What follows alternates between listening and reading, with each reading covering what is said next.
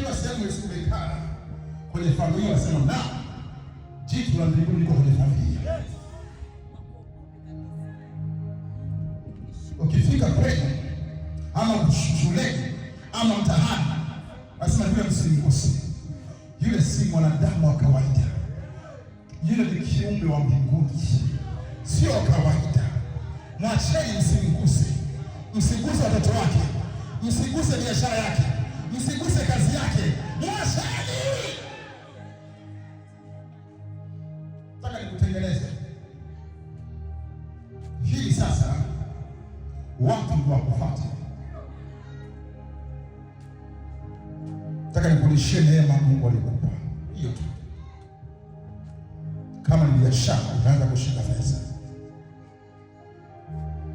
Kama ni akili, ufahamu Mungu alikupa, utajishangaa. Kama ni huduma, kama kipawa, kama ni sauti, mwanangu utaimba mpaka sasa hivi mimi naimba. Ni mimi ama ni mtu mwingine?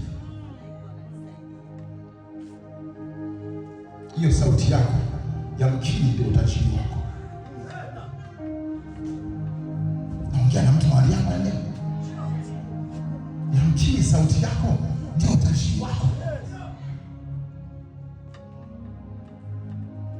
Yamkini kinywa chako ndio utajiri wako. Yamkini akili yako ndio utajiri wako. Yamkini mikono yako ndio utajiri wako. Bahati mbaya ujui Mungu alikupa nini.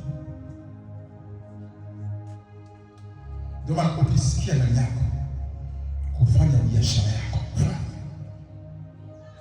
usiogope kushindwa. Ambacho kiko ndani yako kitakusaidia kushinda. Ambacho kiko ndani yako kitakusaidia kushinda.